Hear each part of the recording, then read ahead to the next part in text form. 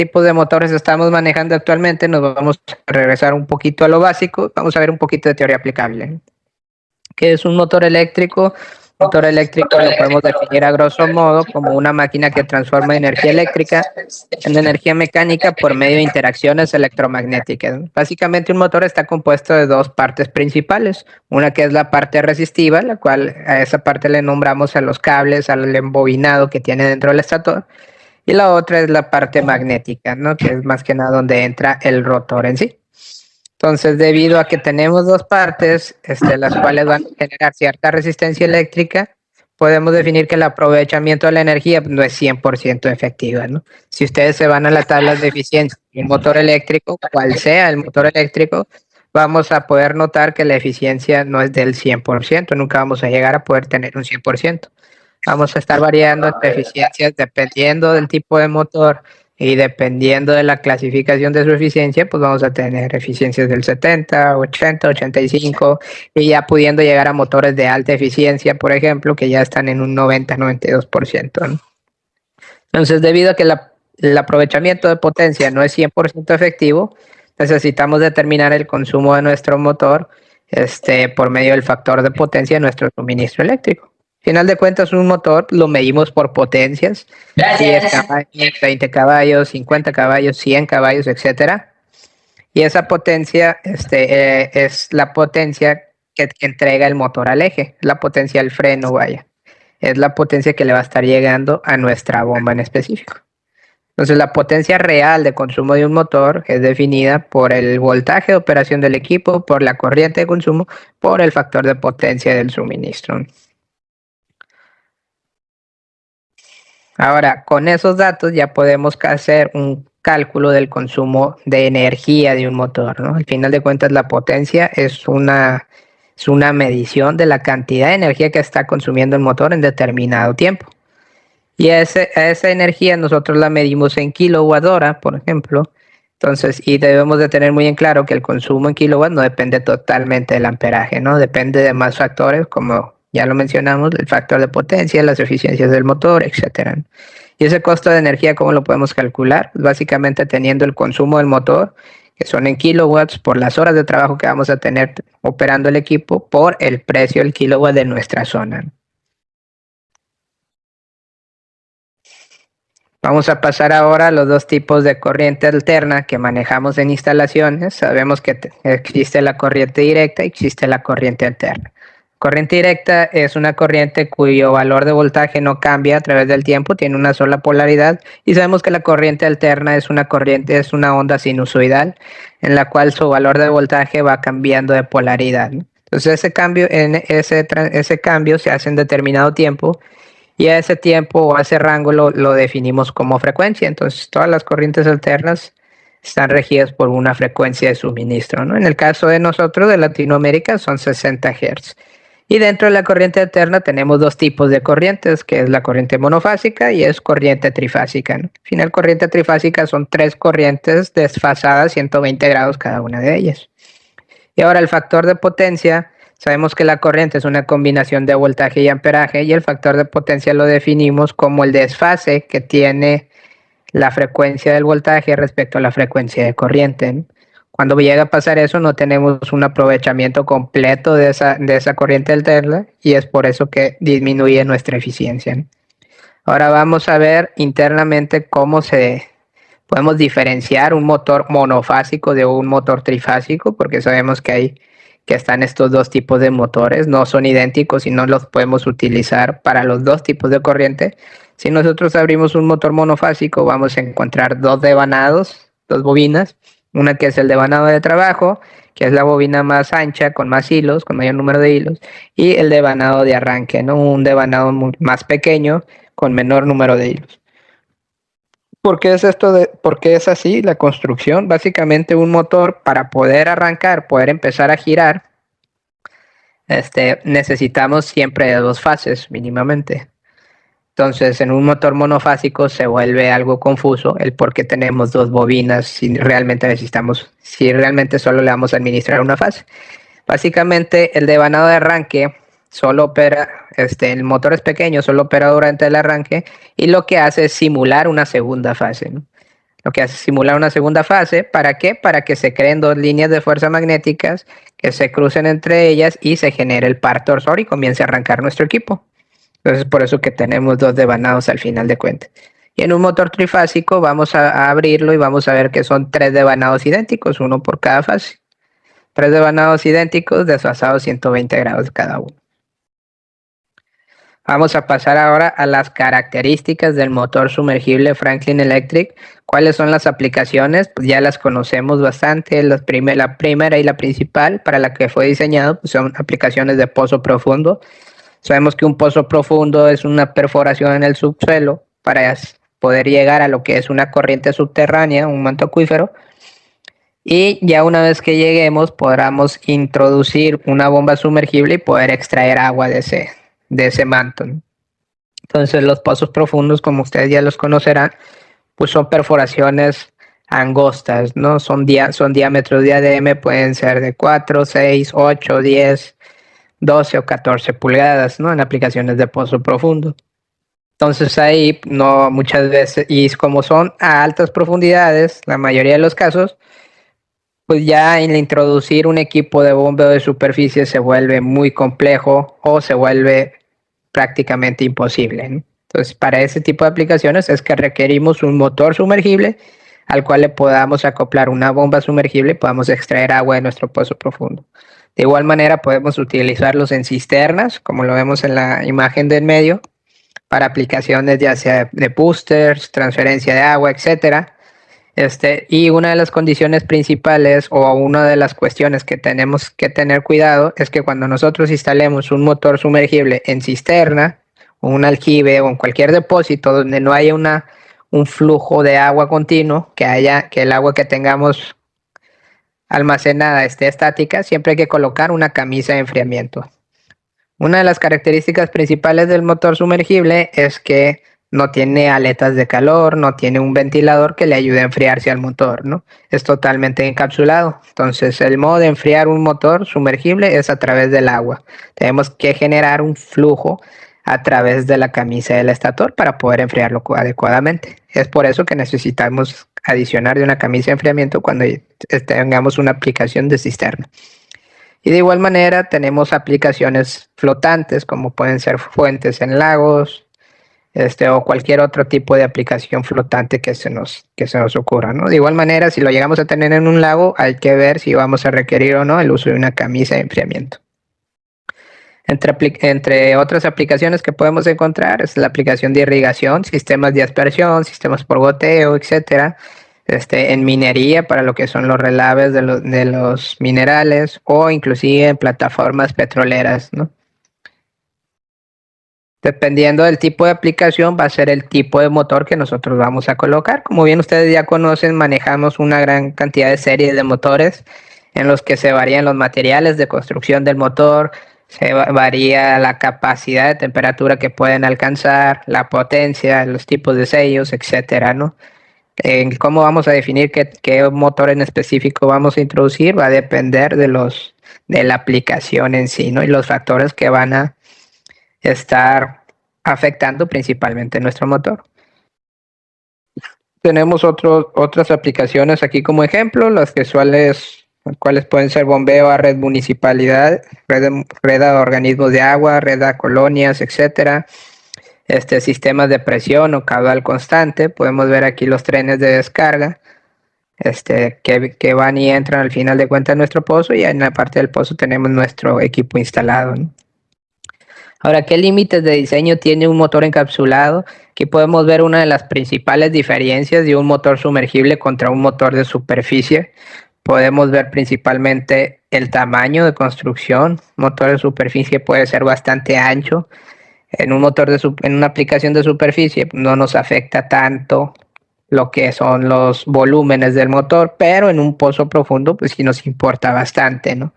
Tenemos que introducir una gran cantidad de potencia en un diámetro muy pequeño. Entonces es por eso que ahí se vuelve bastante especial lo que es un motor sumergible encapsulado. Vamos a ver a qué nos referimos con el encapsulado. Básicamente tenemos nuestro estator, que es donde están las bobinas de cobre, Y esas bobinas les introducimos dentro de una camisa de acero inoxidable y una vez que introducimos esas bobinas dentro de la camisa, encapsulamos ese estator, ¿no? ¿Cómo se realiza ese encapsulado? Se introduce lo que es una resina epóxica, como ustedes lo pueden ver aquí en este corte transversal. Se añade una resina epóxica que posteriormente se seca y queda totalmente encapsulado el estator. Básicamente, ¿por qué tenemos que llegar a hacer todo este proceso? Porque sabemos que la electricidad y el agua no se llevan, entonces necesitamos garantizar el tener un motor seguro, que no vayamos a tener una entrada de humedad aquí a lo que es la cámara del estator, ¿no? Una vez que introducimos el estator y rellenamos de resina epóxica, se sueldan unas tapaderas en la parte superior e inferior y de esta manera ya queda totalmente encapsulado, ¿no? Es por eso que de ahí viene el nombre. Ahora bien, dentro de las bobinas del estator, bien conocemos nosotros que el embobinado de cobre, al final de cuentas es cobre, para que no se produzca un cortocircuito entre estos hilos, es porque ese embobinado tiene un recubrimiento. Tiene un recubrimiento o barniz como ustedes lo conozcan mayormente. Y ese barniz, pues al final de cuentas es un termoplástico. Es un termoplástico de ingeniería. Y dependiendo del aislamiento, pues es el grado que va a soportar. Sabemos que el cobre soporta alta temperatura, pero el embobinado no. Y los embobinados se clasifican por la cantidad, la temperatura límite que pueden soportar. Entre mayor temperatura tenga, más resistente o más robusto va a ser nuestro motor eléctrico, ¿no? En el caso de los motores sumergibles Franklin Electric, en los motores de 4 pulgadas, el aislamiento es clase B, que puede llegar hasta temperaturas de 130 grados. Y en los motores de 6 y 8 posteriormente ya tenemos aislamiento clase F, todavía es un aislamiento superior. Aquí tenemos un ejemplo de un motor competitivo que por ejemplo tiene aislamiento clase E, soporta el menor grado de temperatura. Ahora bien, ¿qué relevancia toma esto? Sabemos que el motor no tiene aletas, no tiene un ventilador que ayude a disipar el calor rápidamente. El calor es disipado por el flujo que está pasando a través del motor, que está rozando con la camisa del estator. Entonces toma mucha relevancia porque vamos a ser conscientes de que el estator en sí, el embobinado de cobre internamente, pues está a una mayor temperatura que la parte exterior. Entonces necesitamos tener un aislamiento adecuado para asegurar que nuestro motor no se nos vaya a quemar prematuramente, ¿no? Y vuelve a tomar todavía un mayor punto de relevancia cuando nosotros queremos utilizar un motor eléctrico con un variador de frecuencia. Sabemos que los variadores de frecuencia generan altas temperaturas en el embobinado del estator. Entonces necesitamos tener un aislamiento adecuado, ¿no? Aislamientos B y F son adecuados para uso con variadores de frecuencia. Un aislamiento clase E, por ejemplo, no es apto. ¿Qué es lo que va a pasar si colocamos un motor con aislamiento clase E o inferior? Con un arrancador que sea variador de frecuencia, pues vamos a quemar ese aislamiento, ¿no? Y el motor nos va a fallar posteriormente. Entonces ahí es donde toma mucha relevancia. Ahora bien, como ustedes conocerán, nuestro motor Franklin Electric encapsulado es libre de mantenimiento, no requiere mantenimiento como tal. En cuestiones de dónde esté instalado, los lugares de instalación sí lo requieren. Por ejemplo, una cisterna requiere limpieza, requiere mantenimiento. Un pozo profundo, los pozos se asolvan o se abaten, hay que estarlos supervisando. Si se llegan a ensolvar, hay que darles mantenimiento de igual manera. Entonces hay que revisar esa parte, pero en sí, si nosotros hacemos una correcta selección del motor, vemos todos los factores que influyen y seleccionamos los materiales de construcción para el tipo de aplicación adecuada, el motor prácticamente no requiere mantenimiento y nos va a durar muchísimo tiempo, ¿no?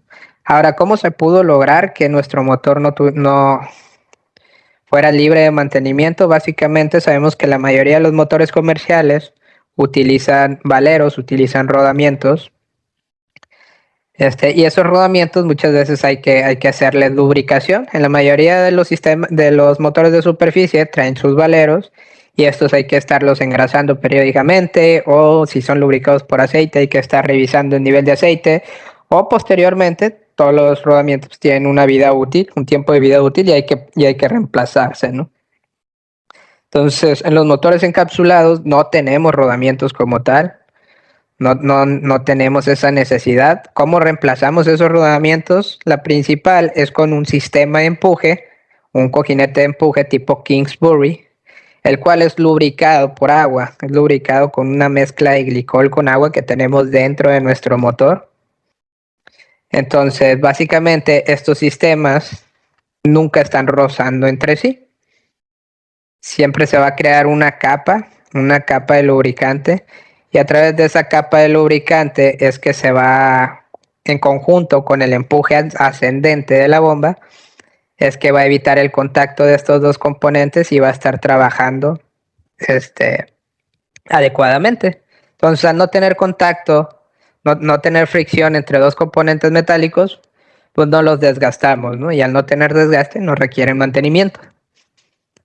Ahora bien, este tipo de sistema fue diseñado específicamente para los motores sumergibles, y es por eso que el motor tiene ciertas condiciones de trabajo. Por ejemplo, cuando lo usamos con variadores de frecuencia, las condicionantes de un motor sumergible son diferentes a las de un sistema de superficie, como por ejemplo la frecuencia mínima o las rampas de aceleración de 0 a 60 Hz deben de tener cierto límite de tiempo, ¿no? En un sistema sumergible, por ejemplo, la rampa de aceleración de 0 a 60 no debe pasar de 2 segundos, o de 0 a 30 no debe pasar de 1 segundo, sino lo que vamos a dañar es este sistema de empuje. ¿Por qué? Porque no vamos a crear la velocidad suficiente para que se cree esta capa de lubricación, y lo que va a suceder es que van a empezar a friccionar estos componentes. Entonces, una vez que friccione, vamos a tener desgaste. De igual manera, la velocidad mínima en un motor sumergible pues siempre van a ser 30 Hz. Si nosotros lo operamos a menos de 30 Hz, cuando estemos utilizando un variador de frecuencia, vamos a generar el mismo efecto, vamos a generar friccionamiento entre estas piezas y vamos a tener un daño, un desgaste mecánico, ¿no? En cuestiones de las guías del estator, de igual manera no tenemos rodamientos, los que tenemos son bujes axiales, son unos bujes que están completamente estáticos, son bujes de grafito, los cuales son lubricados también por esa mezcla de glicol con agua. Dentro de los bujes nosotros vamos a encontrar unas ranuras, que es por donde se introduce el agua con glicol y producen esa capa de lubricante, ¿no? Entonces, ya una vez que se produce esa capa, de igual manera se va a producir por el giro del rotor, y una vez que se produzca este giro se va a estar lubricando adecuadamente. De igual manera, debido a esa capa se va a evitar todo contacto mecánico con el rotor y los bujes, y no vamos a presentar desgaste. ¿Cuándo podemos llegar a tener desgastes en estos bujes? Si nosotros desarmamos un motor Franklin Electric, y cuando lo desarmamos nos vamos a dar cuenta si hay desgastes tanto en el disco de grafito o en los bujes axiales de grafito.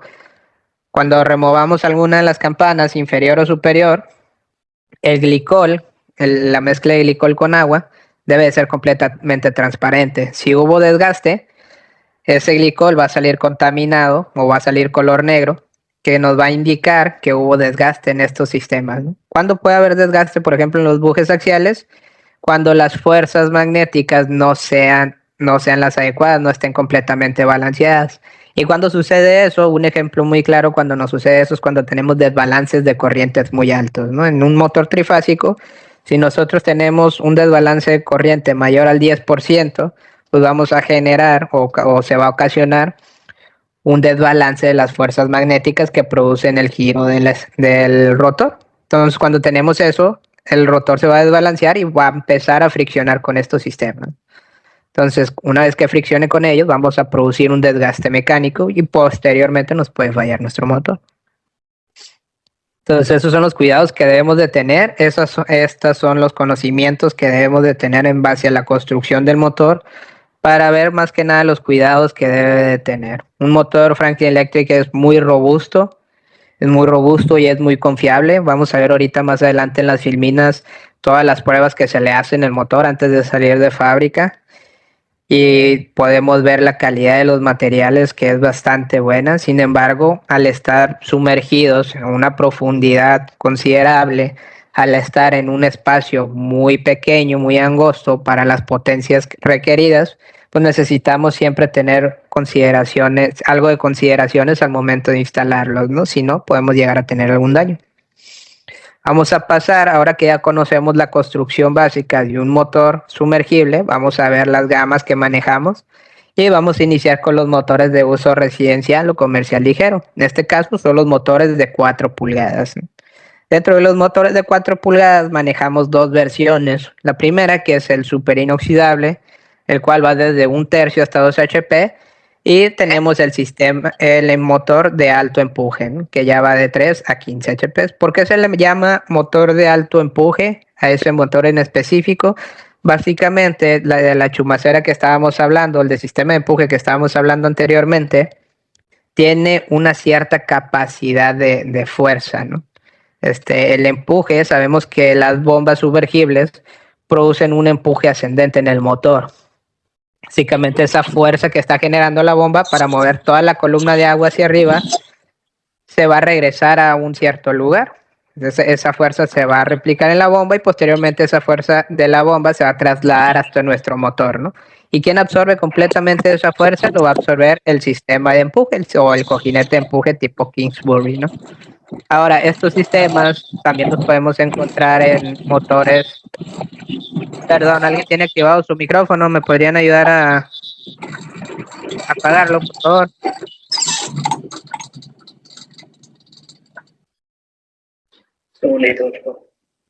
Estamos, por favor, solo revisen sus micrófonos que estén cerrados, por favor. Puedes continuar, Lucier, gracias. Muchas gracias. Entonces, este sistema de empuje también lo podemos encontrar en motores convencionales.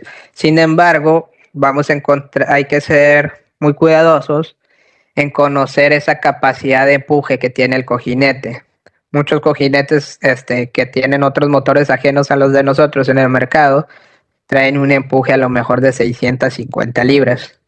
Nuestros sistemas de empuje, por ejemplo, los motores de 3 caballos, es estándar de 900 libras, todavía soportan una mayor fuerza generada, y en motores de 5 y superiores ya son de 1500 libras, ¿no? Pues por eso que nuestro sistema de empuje fue considerado como un sistema de alto empuje como tal, y es por eso que esta versión de motor lo llamamos de esa manera, ¿no? Es uno de los principales diferenciadores en el mercado. Y básicamente, ¿en qué nos ayuda ese sistema? A que si a mayor columna de agua que tengamos, pues nuestro motor va a ser más resistente. Cabe mencionar, dentro de las características principales, tanto para estas dos versiones del motor de 4 pulgadas, es que el exterior es de acero inoxidable, resistente a la corrosión, el eje es de acero inoxidable, el estator es encapsulado con una resina, la que nosotros le llamamos Starter Shield TM. Cuentan con válvulas de retención por sobrecalentamiento, es lubricado por agua. Aquí hay que tener cuidado y hay que conocer de que además de agua tiene una capa de glicol, tiene una mezcla de agua con glicol, ¿no? ¿Qué es el glicol? Al final de cuentas es un alcohol, no es tóxico, ¿por qué se le añade esto? Porque es un muy buen refrigerante, es un excelente refrigerante, ¿no? Nos ayuda a disipar el calor interno que está generándose dentro de nuestro motor.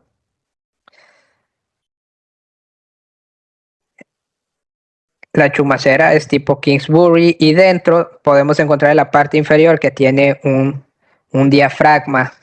¿Qué es este diafragma? Es una pequeña membrana de plástico, la cual cumple la función de estar regulando la presión interna que se vaya a generar dentro de nuestro motor. Sabemos que van a haber variaciones de temperatura y van a haber diferencias de la transferencia de fuerza hacia nuestro sistema de empuje. Entonces, las presiones que se van a generar internamente, como el motor es encapsulado y está completamente cerrado, pues esas presiones van a variar, ¿no? ¿Y quién se va a encargar de regular esas presiones? Nuestro diafragma, que está ubicado en la parte inferior. Los motores, pues sabemos que no queremos que ingresen partículas extrañas dentro de nuestro motor.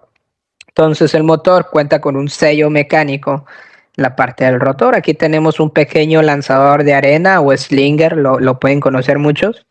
Esto es para evitar que ingresen directamente aquí al sello mecánico, y el sello mecánico lo tenemos en esta parte.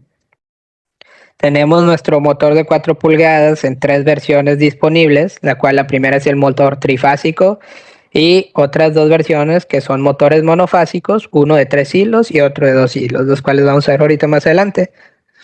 Nuestros motores son listados UL, cuentan con certificación UL, de igual manera con clasificación CSA y ANSI NSF 61, los cuales los hacen aptos para uso en agua potable. Se fijan, nuestros motores cuentan con 3 certificaciones, los cuales son muy importantes. Y las dimensiones son NEMA, ¿no? ¿A qué nos referimos con NEMA? Las dimensiones de las bridas. Estos motores pues, tienen acoplamiento NEMA 4, ¿qué quiere decir? Que van a ser aptos para acoplarse con bombas de 4 pulgadas, ¿no? Ahora bien, hablamos de que manejamos 2 tipos de motores monofásicos. El primero es el motor de 2 hilos, el cual es arranque directo, y ese motor lo vamos a encontrar desde 1/3 hasta caballo y medio en voltajes de operación 115 y 230 voltios. Este motor, para arrancarlo, simplemente necesitamos el uso de un breaker. Ahora, eso es únicamente para arrancarlo. Si nosotros sabemos que los motores están expuestos a muchos factores externos, pueden estar expuestos a anomalías eléctricas, pueden estar expuestos a problemas en el entorno donde están instalados, en el pozo de nuestro aljibe. Entonces siempre hay que ser conscientes de que hay que instalarle cierto componente eléctrico o electrónico que nos adicione de un grado de protección a nuestro equipo, ¿no? Posteriormente tenemos el motor de 3 hilos. Motor de 3 hilos los vamos a encontrar en potencias desde medio hasta 15 caballos, inclusive en voltajes 115 y 230. A partir de 1 caballo ya vienen siendo todos en versiones de 230 voltios. Y la diferencia principal es que para poder arrancar ese motor de 3 hilos siempre necesitamos adicionar una caja de control. Entonces, a grandes rasgos, un motor de 2 hilos, para arrancarlo solamente ocupamos un breaker.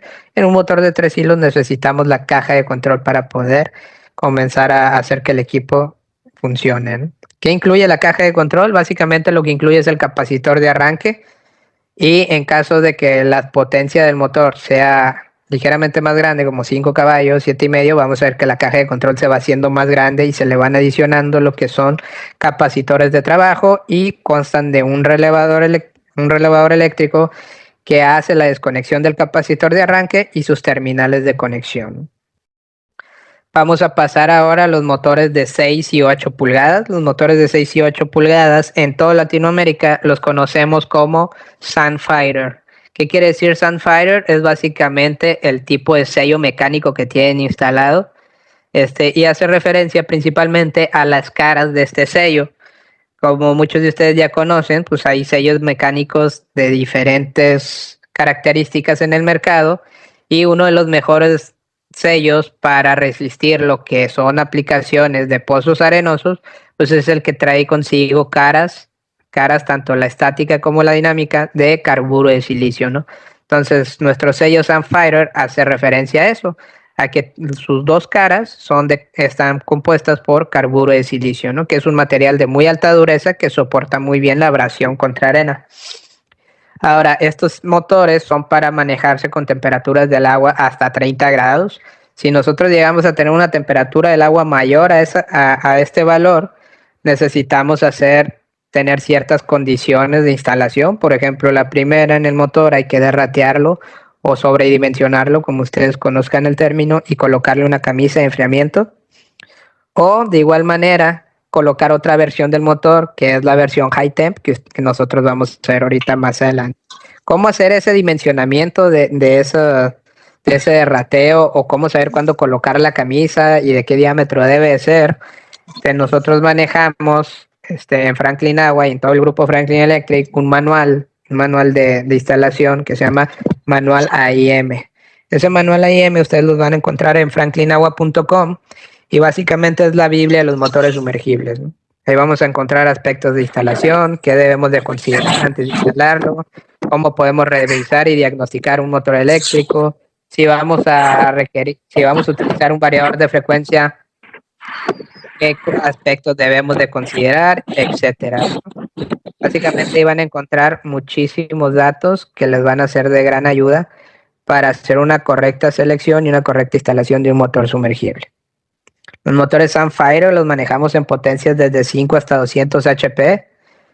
Ofrecen todavía una mayor seguridad contra daño por arena debido al tipo de sellos que tienen instalados. Y de igual manera tenemos nuestra versión estándar, que son con campanas. A estas partes azules oscuros le llamamos campanas, campana inferior y campana superior.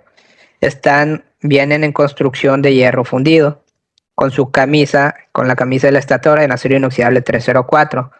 Para aplicaciones más agresivas, por ejemplo, aplicaciones de minería o aplicaciones de agua salubre, necesitamos cambiar la construcción de material de nuestro motor, y para eso tenemos disponible un motor en construcción totalmente en acero inoxidable 316, ¿no? Para las aplicaciones más demandantes. Vamos a pasar ahora en lo que consta el motor de 6. Manejamos una versión High Temp que se llama High Temp 90, la cual cubre potencias desde 5 hasta 40 HP. Esta versión High Temp está diseñada para operar en temperaturas del agua de hasta 90 grados centígrados, ¿no? Entonces ya son para aplicaciones donde tenemos agua caliente, aplicaciones de agua caliente, y consta de un sistema de empuje que tiene un 25% de incremento en la resistencia, ¿no? No requerimos un flujo de enfriamiento hasta los 30 grados. En un motor estándar siempre nos piden un flujo mínimo que normalmente viene siendo medio pie por segundo. Y hay que garantizar ese flujo, ¿no? ¿Quién nos genera ese flujo? Nos lo genera nuestro equipo de bombeo.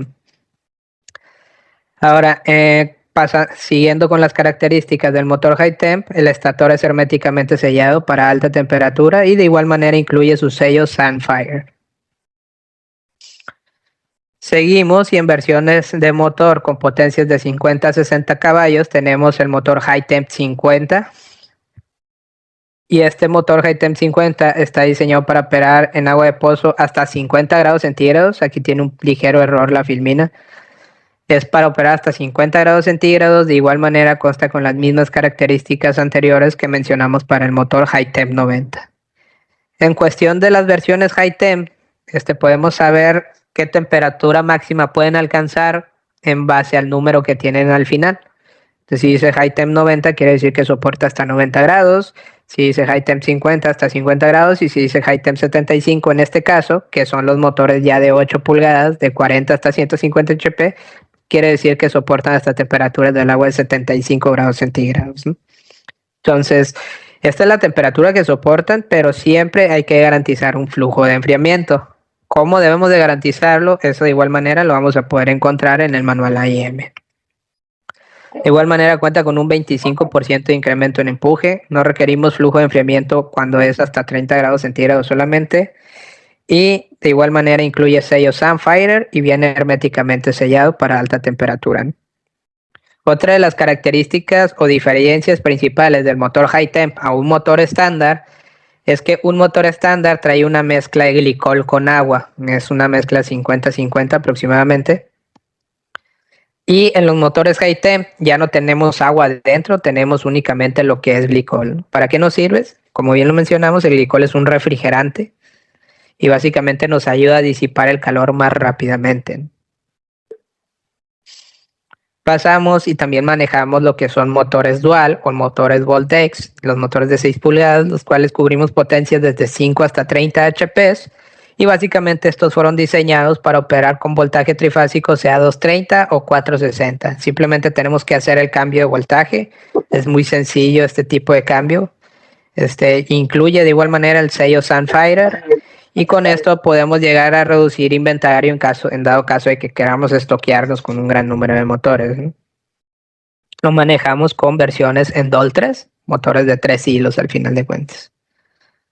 Entonces, como bien mencionamos, en motores encapsulados llegamos hasta potencias de 200 caballos. Nuestro motor encapsulado más grande es el motor de 8 pulgadas, Sunfire, encapsulado de 200 HP. ¿Qué pasa cuando requerimos potencias mayores? Ya vamos a pasar a motores de 10 o 12 pulgadas, los cuales ya son motores rebobinables, ¿no? De igual manera, en motores de menor potencia, por ejemplo, motores de 8, también manejamos una versión rebobinable. ¿Por qué? Porque sabemos que hay muchos organismos de agua que cuentan con personal certificado de que pueden hacer un rebobinado adecuado de un motor y les ayuda o les da una mayor flexibilidad al momento de que lleguen a tener algún daño en el motor, ¿no? ¿Para qué utilizamos un motor rebobinable? Más que nada para poder repararlo o cuando tengamos alguna aplicación problemática, por ejemplo, que tengamos un suministro demasiado inestable y sabemos que nuestro motor se puede estar dañando prematuramente, pues ahí es cuando prefieren un motor rebobinable, ¿no? Les da esa cierta flexibilidad de repararlo ahí cerca del lugar de instalación. Ahora bien, con los motores rebobinables hay que tener unas consideraciones especiales. Los motores rebobinables estándar son para temperaturas del agua de 25 grados centígrados, máximo absoluto de 30 grados, ¿no? Ya para aplicaciones mayores o aplicaciones con uso variador de frecuencia, que sabemos que actualmente los gobiernos nos están pidiendo cumplir con ciertas normas de eficiencia, y sabemos que en motores de muy alta potencia necesitamos forzosamente muchas veces el uso de un variador de frecuencia para generar ahorros significativos de energía. Necesitamos colocarle un aislamiento distinto a nuestro motor rebobinable. Básicamente tenemos dos tipos de aislamiento en nuestros motores rebobinables. El estándar es en PVC. En PVC es este recubrimiento que ustedes ven aquí, con el que está recubriendo al hilo de cobre, y soporta hasta 70 grados centígrados, ¿no? Soporta hasta 70 grados centígrados internamente en la temperatura del estator. Si nosotros queremos saber cuánto soporta en agua, soporta hasta 25 grados, máximo absoluto 30 grados, considerando lo que es una camisa de enfriamiento y un derrateo del motor, ¿no? Si ya no tenemos temperaturas mayores o si vamos a utilizar un variador de frecuencia, hay que pedir el motor con aislamiento P2PA. ¿Qué quiere decir? Es básicamente un acrónimo que hace referencia a polietileno con poliamida, ¿no? Este tipo de aislamiento soporta una mayor temperatura y ya es recomendado para uso con variadores de frecuencia, ¿no? Estas son las consideraciones que hay que tener en cuenta cuando vayamos a seleccionar un motor sumergible rebobinable. Y en cuestiones de motores encapsulados, pues no tenemos que preocuparnos tanto por el tipo de aislamiento porque traen un aislamiento muy superior, que es clase F, ¿no? Ahora bien, como ya hemos hecho mención y énfasis, los motores, hay que tener mucho cuidado cuando tenemos aplicaciones donde el agua puede llegar a incrementar su temperatura. Y como estos motores están instalados en profundidades muy considerables, donde se vuelve prácticamente imposible tener un sensado de temperatura con elementos de medición comunes, pues necesitamos ver qué accesorio le podemos colocar al equipo para poder sensar la temperatura que tiene internamente el motor y definir si está trabajando adecuadamente. Entonces, para eso nosotros manejamos el sensor PT100, cual lo podemos integrar en nuestros motores de 6, 8, 10 y 12 pulgadas. Este sensor PT100 va en uno de las cavidades de la campana superior. Dependiendo del tipo de motor, es el tipo de conexión del PT100. Y este sensor básicamente nos va a decir qué temperatura interna hay dentro del motor, ¿no? Entonces, ya con este dispositivo podemos tener un monitoreo constante. Para eso vamos a necesitar de un equipo electrónico de alta tecnología, como puede ser, por ejemplo, nuestro relevador electrónico, su Monitor Connect. Su Monitor Connect tiene la habilidad o la capacidad de poder tomar el valor de medición del sensor PT100 y trasladárnoslo a nosotros en un valor de temperatura, ¿no? Nosotros en el LCD del submonitor vamos a tener el valor de medición de temperatura del motor. Y de igual manera, el submonitor con ese valor de medición ya puede definir si el motor está trabajando adecuadamente o no.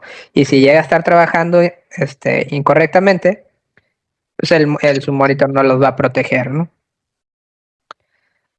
Ahora bien, ya hablamos de las versiones de motor que manejamos, ya hablamos de los componentes principales que tienen, de los cuidados que debemos de tener. Siempre nos gusta hacer mención del compromiso con la calidad con la que tiene Franklin Electric, y vamos a hacer unas pequeñas menciones de las pruebas que se les hacen a los motores antes de salir de fábrica, ¿no? Gracias, Social. Podemos dar un espacio para preguntas. Por acá tengo una. Juan Fuentes, si los motores de 6 pulgadas por el aislamiento tienen clase F, tienen un límite de 155 grados centígrados, podemos recomendarlo para una temperatura de agua mayor a 30 grados centígrados. Sí, la temperatura del aislamiento, que son 155, quiere decir la temperatura interna del devanado. No quiere decir la temperatura del agua como tal. Sabemos que la temperatura del agua puede ser 30 grados, pero internamente el motor se va a estar calentando más porque no tiene cómo disipar el calor de manera muy rápida. Entonces, por eso que el aislamiento soporta esa cantidad de temperatura, ¿no? Los motores estándar son para temperaturas del agua hasta 30 grados centígrados. Sí se pueden llegar a instalar con temperaturas mayores. Sí se puede, sin embargo, lo primero que nada que hay que hacer es colocarle una camisa de enfriamiento y lo segundo, derratear el motor o sobredimensionarlo en su caso. ¿Qué quiere decir? Si para la aplicación requeríamos un motor de 20 caballos, probablemente hay que colocarle uno de 25 caballos o uno de 30 caballos, ¿no? Entonces, ¿cómo son esas reglas de rateo y hasta qué temperatura puede llegar a soportar el equipo? Dentro del manual AIM vamos a encontrar una tabla, vamos a encontrar una pequeña sección que nos va a decir aplicaciones con agua caliente y en esa sección va a venir el procedimiento para definir cómo instalar un motor estándar dentro de aplicaciones de agua caliente y dependiendo de la temperatura del agua va a ser el valor de derrateo que vamos a tener que hacer en el equipo, que también eso va en relación al ADM que tenemos en nuestro pozo profundo. Entonces sí se puede, pero hay que seguir ciertas reglas. Si no queremos, si no estamos completamente seguros de que esa va a ser la temperatura, o si tenemos agua caliente y sabemos que ahorita pudieran ser, por ejemplo, 35 grados o 40 grados, y que posteriormente podemos llegar a tener un incremento considerable, yo les recomendaría mejor instalar una versión High Temp, que la versión High Temp ya soporta hasta 90 grados centígrados, ¿no? Ok, muchas gracias, Uciel. Podemos continuar. Perfecto, Inge, muchas gracias. Vamos a pasar a las pruebas que se les hacen a los motores. Primero que nada, se les hacen una gran cantidad de pruebas eléctricas antes de ensamblarse completamente. Se les hacen pruebas eléctricas al estator antes de ser encapsulado. Y posteriormente, una vez encapsulado, se le vuelven a hacer pruebas eléctricas. Se les hacen pruebas de presión. Se somete a una presión el motor dentro. Esto más que nada para ver si está soportando, si no tenemos algún defecto en lo que son los sistemas de sellado.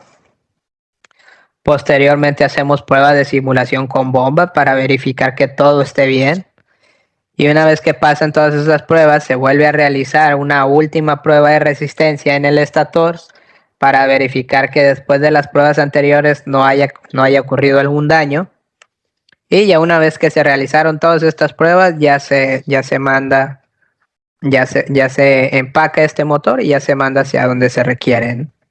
Entonces, todas esas pruebas hacen que nuestro motor cuente con sus certificaciones correspondientes, como son la certificación UL, la cual es una certificación que otorgan los laboratorios que nos dicen que el motor es completamente seguro para las cuestiones eléctricas para las que fue diseñado. Y de igual manera es clasificado ANSI NSF 61 que nos dice que es recomendable para uso con agua potable. Ahora bien, esas son las características del motor y sabemos que el motor podemos tener varios tipos de arranques, ¿no? Como son arranques directos o tensiones plenas, arranques suaves o arranques con variadores de frecuencia. ¿Cómo vamos a definir el arranque? La mayoría de esta definición se hace en base a la potencia del motor. Normalmente para arranques directos nosotros solo lo recomendamos hasta 7.5 HP. ¿Cuál es la característica principal de un arranque directo? Es que una vez que comience a trabajar el equipo se van a producir incrementos de corriente muy altos en el momento de arranque. Vamos a tener picos de corriente que pueden ser 4 o 5 veces la corriente nominal del motor, ¿no?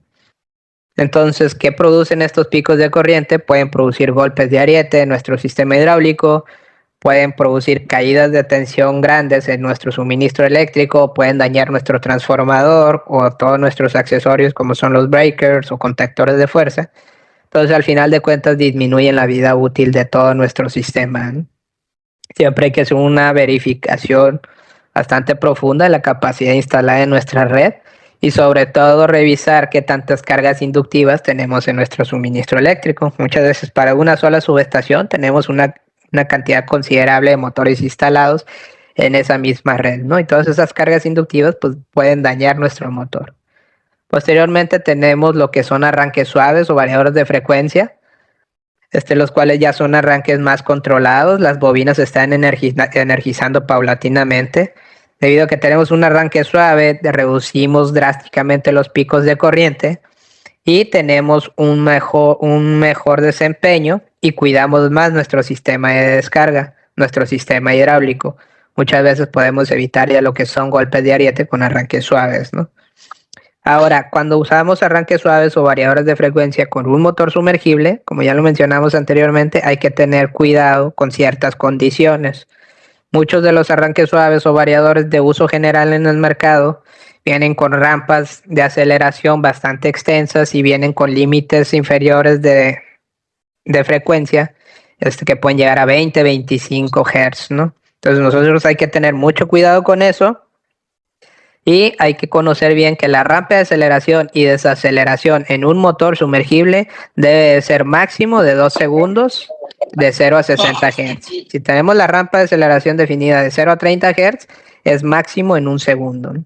Y los límites inferiores de frecuencia son 30 Hz, ¿no? Pudiéramos llegar hasta 80 Hz en límites superiores de frecuencia, pero hay que tener mucho cuidado con el equipo de bombeo que tenemos instalado. Siempre hay que hacer una revisión con la tercera ley de afinidad. ¿A qué nos referimos con la ley de afinidad? Básicamente una bomba centrífuga, entre más rápido gire, más potencia va a demandar. A medida que nosotros incrementemos linealmente la velocidad de giro de la bomba, vamos a incrementar al cubo la demanda de potencia de la bomba. Posteriormente, ¿qué quiere decir con esto? Si nosotros tenemos una bomba de 20 caballos, y nosotros elevamos la velocidad, sea por 2 Hz o 4 Hz, podemos elevar la demanda de potencia hasta el doble o el triple, ¿no? Entonces hay que tener mucho cuidado con eso, porque si no lo cuidamos vamos a quemar nuestro motor, ¿no? ¿Cuáles son las ventajas principales de colocar un variador de frecuencia contra un arranque de tensión plena? Que nos permite arrancar el motor en una rampa de aceleración controlada en un límite de tiempo determinado, ¿no? ¿Qué ventajas principales podemos encontrar? Básicamente que el consumo de corriente durante el arranque es menor, máximo 2 veces el nominal. Que la rampa de velocidad en el arranque suave previene los golpes de ariete en la tubería. Perdón. Listo, que permite ajustar la velocidad del equipo de bombeo según la demanda de agua, reduciendo el consumo eléctrico. Podemos llegar a tener hasta 30% en ahorro. Una manera muy simple y muy eficaz de cuidar nuestro ahorro de energía es instalando un variador de frecuencia, y que podemos llegar a tener o generar desempeños de presión constante, ¿no? Ya de nuestro sistema de bombeo. Además de que ciertos variadores ya permiten la corrección del factor de potencia, ¿no? ¿Cuáles son los que lo corrigen? Hay que irnos al manual de operación del equipo y ver si realiza esa función o no. ¿Qué consideraciones adicionales debemos de tomar en cuenta al momento de instalar un motor sumergible? Aquí tenemos una pequeña gráfica en la que nos podemos dar cuenta que un costo del equipo de bombeo no solamente está definido por su adquisición del motor, bomba y controlador, sino también por los tipos de accesorios que son necesarios para completar la instalación y por el mantenimiento que va a tener. Pero mucho más importante, a toda la energía que va a estar consumiendo a lo largo que esté instalado y operando el equipo, ¿no? Entonces el costo de energía, al final de cuentas, si nosotros lo monetizamos, va a ser el más grande. Entonces, cuando somos conscientes de que el costo de energía es el más grande, ya es cuando se vuelve vital definir un correcto arranque del equipo y definir qué tipo de motor vamos a colocar, si va a ser un motor estándar o si ya mejor, de igual manera, colocamos un motor de alta eficiencia. Entonces, estas son las consideraciones que hay que tener en base a cuestiones de energía, si tenemos el suministro adecuado, si no tenemos un suministro monofásico, pues no podemos instalar un motor trifásico. De igual manera, conocer los aspectos de instalación, la temperatura del agua del pozo, el ADM del pozo. Si nosotros tenemos una demanda de flujo muy grande, y necesitamos un motor de 8 pulgadas, pero nuestro ADEM es de 6, pues no lo vamos a poder instalar, etcétera, ¿no? Todas esas cuestiones hay que tomarlas en cuenta antes de hacer antes de definir un modelo en específico del motor.